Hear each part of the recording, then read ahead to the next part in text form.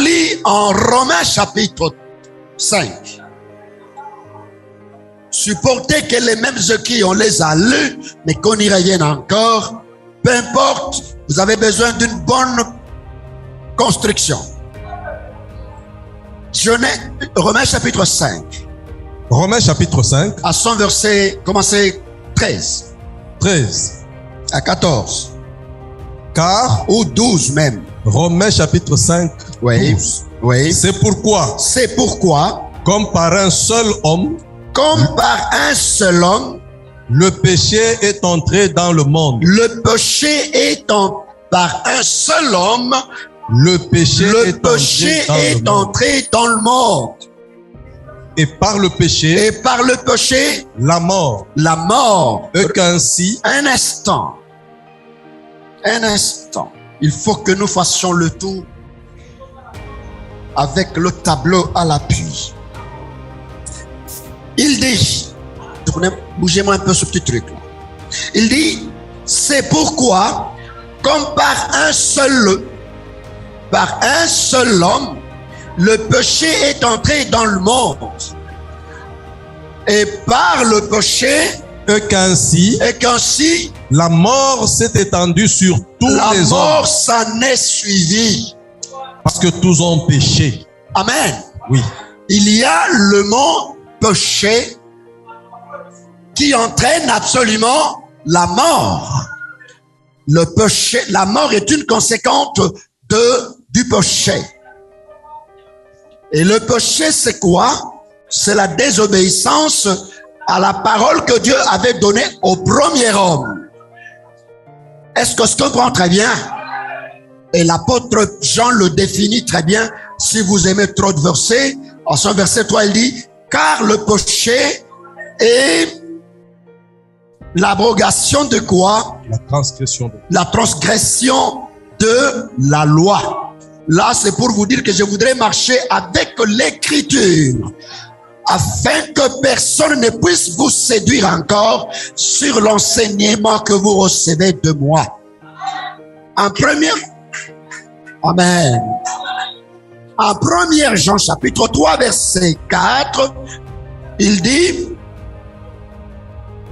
verset 3 verset 4, oui, quiconque pêche transgresse la loi. Et le péché est la transgression de la loi. Ça, c'est la Bible qui donne, ce n'est pas les dictionnaires. Oh. Le péché, c'est quoi? On nous explique. Le péché, c'est la de quoi? De la loi. Donc, si l'on dit que le péché est la transgression de la loi et que Adam a péché, c'est-à-dire que la loi a existé depuis là.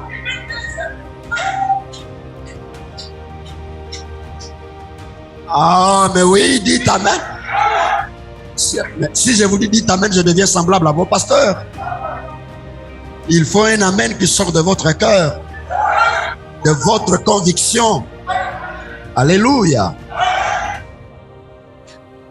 Là, on dit, le péché, c'est quoi? C'est la transgression de la loi. Donc, on ne peut pas parler de péché s'il n'y a pas de loi. Si Adam a péché, c'est qu'Adam a transgressé la loi. Quelle loi? Loi de Moïse? Quelle loi? Loi, c'est la loi, un point, un trait. Amen. Hey, télé, ça va? Je viens chez vous demain, ça va? Merci beaucoup. Alléluia. Maintenant, écoutez ce que Romain dit. Continuez le Romain. Romain, reprenez le verset 13. Donc, nous comprenons tous ensemble que la loi a existé depuis qui? Avec qui? Avec Adam. Et alors, ce péché s'est arrêté là. Car avec Adam. C'est comme ça qu'on peut dire, n'est-ce pas? Le péché s'est arrêté avec Adam. Je dis, soyez fanatiques, comme j'entends d'autres personnes qui disent, vos fanatiques qui sont là. Ben, ils veulent que vous ne soyez pas fanatiques de nous. Mais alors que vous soyez fanatiques de qui? D'eux. Alléluia. Alléluia. Nous sommes en face des Écritures et fléchissons le genou devant l'Écriture. Nous devons dire Amen là où l'Écriture dit Amen. Là où l'Écriture n'a pas parlé, nous nous taisons. C'est ça le principe fondamental. Il dit, c'est pourquoi, comme par un seul homme, Adam, le péché est entré dans le monde. Le péché est entré, le péché, dans le monde. Et par le péché, est-ce que vous voyez, la mort, le monde entier a connu et sous le pouvoir de quoi? Et sous le pouvoir de quoi? Du péché. Le monde entier a péché à cause de qui? C'est la Bible qui le déclare, oui ou non? Est-ce que le monde entier est noté aussi en excluant un individu? Est-ce qu'Adam est dedans? Adam est dans le monde. Marie est dans le monde. C'est ça des choses que nous devons beaucoup plus prendre avec un peu plus de considération. Et alors? Et qu'ainsi la mort s'est étendue sur tous les hommes parce que tous ont péché. Tous ont péché. Car jusqu'à la loi. Écoutez la chose. Écoutez. Car jusqu'à la loi. Regardez. Nous sommes à partir de qui? Nous traçons la ligne ici. Nous quittons d'Abraham jusqu'à qui? Reprends la phrase. Car jusqu'à la loi. Il veut parler de Moïse. Depuis Adam jusqu'à qui? Jusqu'à la loi. Jusqu'à Moïse. Moïse, oui. Est-ce que vous voyez? Depuis la loi jusqu'à qui? Qu'est-ce qu'il dit? Le péché était dans le monde. Ah! Votre attention, suivez bien. Depuis Adam jusqu'à qui? Puisqu'on dit que la loi a commencé avec Moïse. Mais l'on vous dit, depuis Adam jusqu'à qui? Qu'est-ce qui a existé? Amen.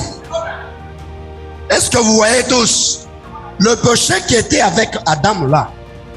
Depuis Adam jusqu'à Moïse, le péché était là. Allons-y. Or, le péché n'est pas imputé. Il n'y a pas de péché quand il n'y a point de loi. S'il n'y a pas de loi.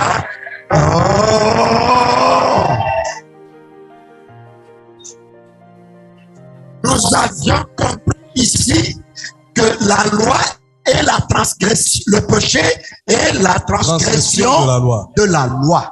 Ça veut dire que s'il n'y a pas de loi, il n'y a pas de péché. Alors s'il y a le péché qui a existé depuis ici Adam jusqu'à Moïse, le péché a existé. Relisez la phrase, mon frère.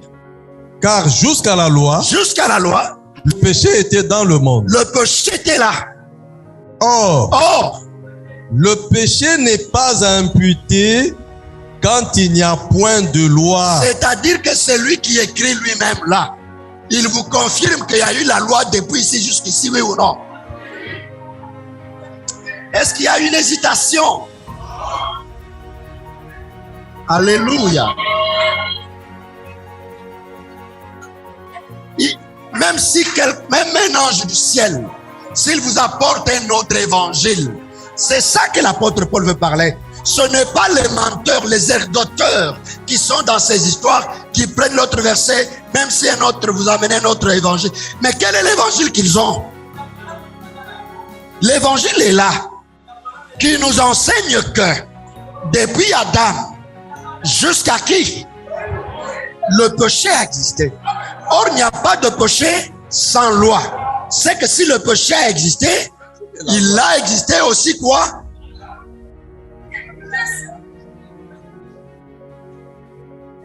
Alléluia. La loi est là. La loi a existé depuis Adam jusqu'à qui? À Moïse. Vous avez terminé, allez-y. Oui. Cependant, la mort a régné depuis qui? Adam. Depuis Adam jusqu'à Moïse. Donc, alléluia.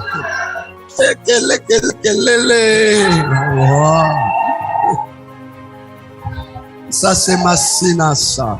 Donc la mort a existé depuis qui?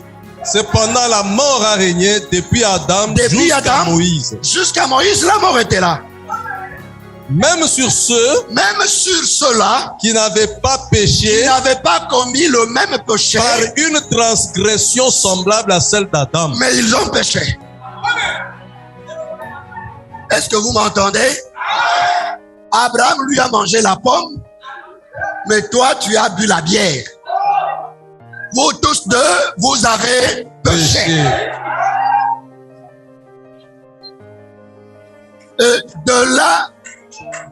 De qui jusqu'à qui? D'Adam jusqu'à... Maintenant, demandez-moi au prophète Elohim là. Mettez-le debout. Qu'il nous montre maintenant, Adam, ou plutôt Abraham, a vécu où? Puisque c'est depuis Adam jusqu'à Moïse. Si nous pouvons situer les choses, Abraham a vécu ici. Oui ou non? Noé a existé ici.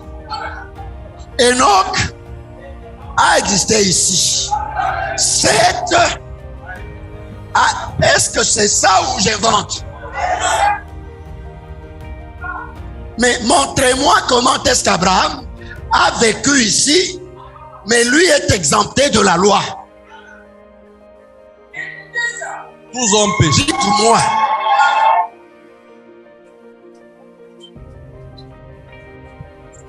Pasteur, révérend bishop, démontrez-nous comment est-ce que Abraham, lui, a vécu ici sous le temps de la grâce, le temps d'Élohim, la grâce.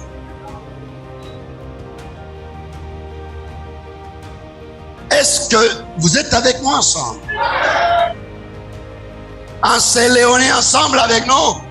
En Australie, on est ensemble. Merci. Est-ce que partout, et vous là de Chypre, vous êtes ensemble avec nous? Kikwit, vous êtes avec nous? Où est votre prophète? Alléluia. Alléluia. Kikwit, où est votre prophète, s'il vous plaît?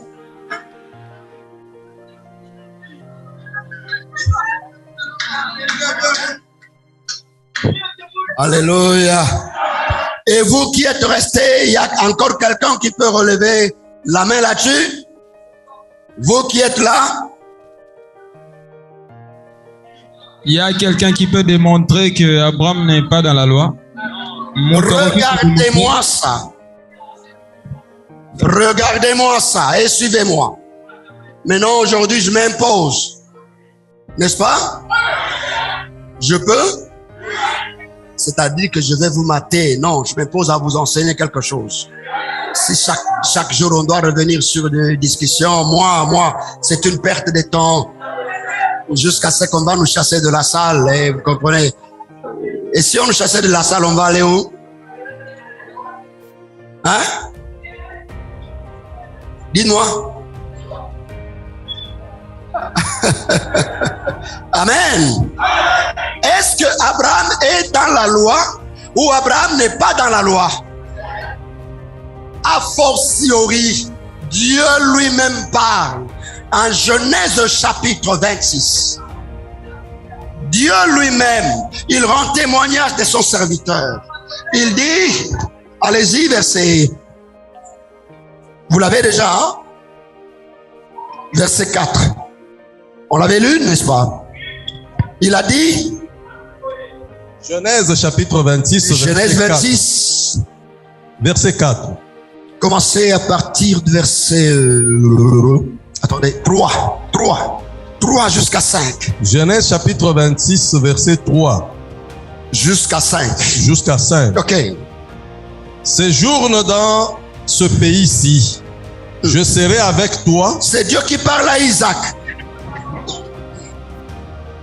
Oui. Je serai avec toi et je te bénirai. Oui. Car je donnerai toutes ces contrées à toi et à ta postérité. Et je tiendrai le serment que j'ai fait à Abraham ton père. Reprenez la phrase, Dominique. Je tiendrai. Je tiendrai. Écoutez. Je tiendrai le serment que j'ai fait à Abraham ton père. Amen. Amen. Oui. Le Dieu d'Abraham, c'est un Dieu qui est fidèle à ses serments. Je tiendrai à mon serment que je traitais ou que j'ai fait à qui? Abraham ton père. À Abraham ton père. Abraham, ça c'est Isaac. Et qu'est-ce que je dis avec ton père? Qu'est-ce qu'a été? Je multiplierai ta postérité. Je multiplierai ta postérité. Comme les étoiles du ciel. Oui. Je donnerai à ta postérité. Oui. Toutes ces contrées. Oui. Et toutes les nations de la terre seront bénies en ta postérité. Ils seront bénis en ta postérité. Ils seront bénis en qui? En ta postérité. Notez très bien. Le serment est que tout sera béni en ta postérité. Comme je dis Abraham, c'est en ta postérité que mon alliance sera fondée. Allons-y.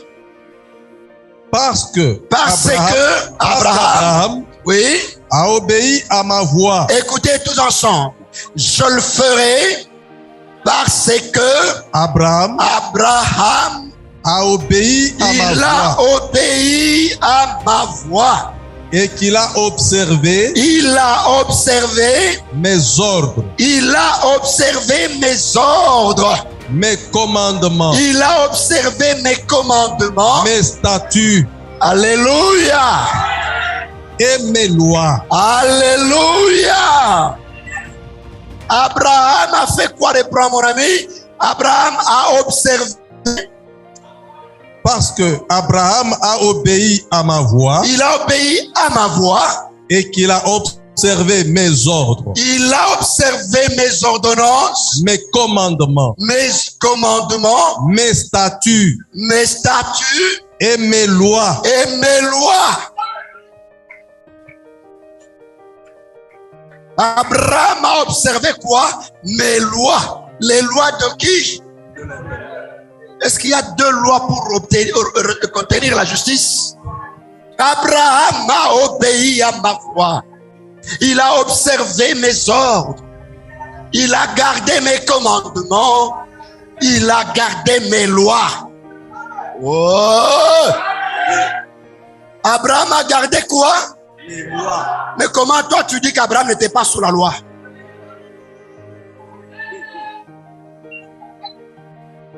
Nous donnons la dîme d'Abraham puisqu'Abraham n'était pas sous la loi. Il n'était pas sous la loi, il était sous quoi?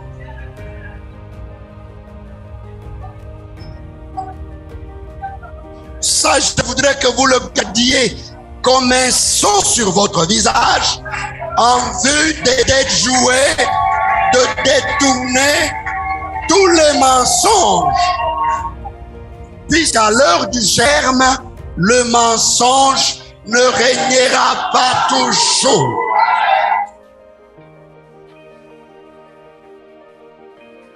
Ce n'est pas un vain slogan, c'est une réalité qui doit se pragmatiser. Abraham a vécu sous la loi de Dieu. Abraham a observé la loi de Dieu et Abraham a accompli toutes les lois, pas une seule, toutes les lois de qui? Toutes les lois de qui? Amen. Oui. Ça va? Ça va bien? Partout, est-ce que ça va?